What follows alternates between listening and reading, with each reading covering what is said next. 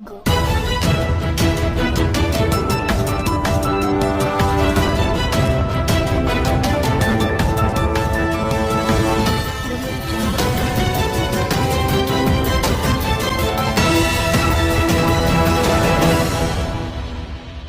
कम 4-5 बार आप खरीद लोगे। इतनी बड़ी रकम है। इतना ही नहीं, दुनिया के कम से कम 40 से ज़्यादा ऐसे देश हैं जिनकी टोटल अर्थव्यवस्था भी 78 बिलियन डॉलर की नहीं है। इससे आप अंदाज़ा लगाइए कि यह डील कितनी ज़्यादा मेगा लेवल की है। लेकिन बात सिर्फ यही तक सीमित नहीं है।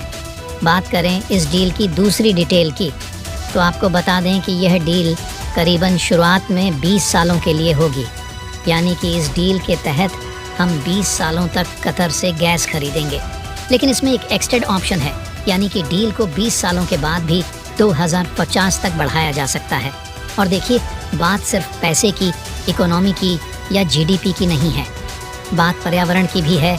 यह डील भारत के अंदर पर्यावरण को भी संरक्षित रखेगी। कैसे? दरअसल इस समय भारत में जो बिजली बनाई जाती है उसमें भारी मात्रा में कोयले का इस्तेमाल किया जाता है, लेकिन LNG उसे रिप्लेस कर सकता है। और भारत का मानना है कि इस डील की मदद से हम अपनी जितनी भी ऊर्जा की ज़रूरतें हैं उसमें सिर्फ 2030 तक ही हम 15% तक की एनर्जी मिक्स कर देंगे LNG के तौर पर। यानी कि ऐसा मन कर चलिए कि 15% तक प्रदूषण में रिडक्शन हो जाएगा सिर्फ 2030 तक। आने वाले समय में और तेज़ी से होगा, क्योंकि जो LNG होती है वह प्रदूषण ना के बराबर फैलाती है।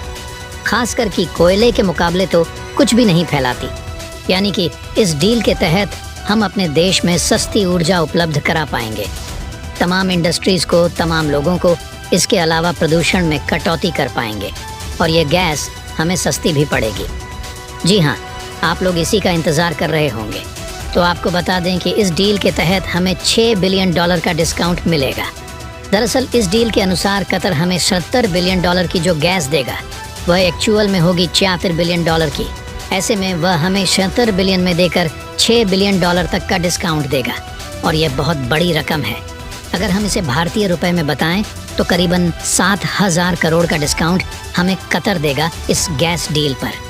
इससे आप सोचिए कि भारत का खजाना 7,000 करोड़ रुपए बचेगा इस मेगा गैस डील से। यानी कि अब डिस्काउंट भी हमें बम्पर मिलेगा। लेकिन इसी बीच आप सबसे मज़ेदार बात जानना तो भूल ही गए। दरअसल ये फ़ायदा हमें होगा वह तो एक तरफ है। एक ख़ास बात यह है कि जो कतर है ना, तमाम अरब देशों में अब तक सबसे ज़्यादा अनफ्रेंडली अरब नेशन माना जाता था। यानी कि कतर भारत को इतना पसंद नहीं करता था। ये लोग ज़्यादा क्लोज थे पाकिस्तान के और चीन के। लेकिन इस एक मेगा डील ने इस छोटे से देश को भारत के पाले में लाकर खड़ा कर दिया है। और इसीलिए तो आपने देखा होगा कि जो 8 नौसैनिक अफसर इन्होंने भारत के गिरफ्तार किए थे, उनकी फांसी की सज़ा भी रोक दी गई अब से कुछ ही महीने पहले। यानी कि पैसे, एनवायरनमेंट और साथ ही डिप्लोमेसी, तीनों जगह भारत ने इस डील के ज़रिए निशाना साध लिया है। हालांकि पर आगे भी कुछ अपडेट आएगी, वह हम आपको ज़रूर बताएंगे। लेकिन फ़िलहाल इस पूरी डील पर आपका क्या मानना है, कमेंट करके ज़रूर बताइएगा। तो चलिए अब बात करते हैं दूसरी खबर की। तो दोस्तों, जैसा कि आप जानते ही हैं कि पिछले 77 सालों से चीनी सेना अपने जो रिसर्च शिप है, जो कि जासूसी का काम करते हैं, वह हिंद महासागर में भारत के करीब भेजते रहे हैं। और कहने को तो ये रिसर्च करते हैं, लेकिन असल में इनका मकसद भारत की जासूसी करना है। भारत के जो मिसाइल टेस्ट होते हैं उनकी जासूसी करके उनके बारे में डिटेल निकालना होता है। और बात सिर्फ जासूसी तक नहीं है, हिंद महासागर में भारत के करीब अपनी शिप भेजकर वह भारत को बुली करने का प्रयास करते हैं। भारत को यह दिखाने की कोशिश करते हैं कि देखिए, हम इतने ताकतवर हैं नौसेना के मामले में कि आपके दरवाजे पर आकर आपकी जासूसी करते हैं और आप हमारा कुछ नहीं बिगाड़ पाए। और इसीलिए पिछले 1.5-2 सालों से भारत में यह मांग तेज़ी से उठी है कि भारत को चीन की इन जासूसी जहाज़ को रोकना चाहिए, या फिर कम से कम इन्हें मुंह तोड़ जवाब तो भारत दे ही। तो खैर, आपका यह इंतज़ार अब ख़त्म हो चुका है। दरअसल आपको याद होगा कि अब से करीबन 2 हफ्ते पहले हमने आपको खबर दी थी कि चीन ने ऐलान किया है कि वह अपना एक जासूसी जहाज़ मालदीव में भेजेगा, और जो कि भारत के बहुत करीब होकर गुजरेगा। और यह भारत के लिए एक बड़ा खतरा था, क्योंकि आने वाले 15 से 20 दिनों के अंदर भारत के कई सारे मिसाइल टेस्ट लाइनअप है। यानी कि आने वाले कुछ दिनों के अंदर हमें बहुत सारे मिसाइल के टेस्ट करने थे। इसी वजह से चीन का प्रयास था कि इन मिसाइल टेस्ट की जासूसी की जाए। लेकिन भारत इस बार ऐसा शायद नहीं होने देगा, क्योंकि जैसे ही खबर निकलकर सामने आई कि चीन अपना जासूसी जहाज भारत के करीब होकर मालदीव तक भेजेगा, भारत ने अपनी शक्तिशाली पनडुब्बी को श्रीलंका रवाना कर दिया है। भारत ने अपनी कलवरी क्लास की INS करंज S-23 पनडुब्बी को रवाना कर दिया है और यह श्रीलंका में जाएगी और श्रीलंका के आसपास के उस इलाके में मौजूद रहेगी जहां से चीन का जासूसी जहाज होकर गुजरेगा। ऐसे में भारत पूरी तरीके से इस जासूसी जहाज पर नज़र भी रखेगा कि कहीं यह कुछ गड़बड़ तो नहीं करता। इसके अलावा इससे चीन को मैसेज भी दे दिया गया है कि अगली बार अगर आपने किसी प्रकार का जासूसी जहाज भेजा तो उसके खिलाफ सर्जिकल स्ट्राइक होने की पूरी संभावना है, क्योंकि जो यह पनडुब्बी भारत ने भेजी है ये ऐसी वैसी पनडुब्बी नहीं है।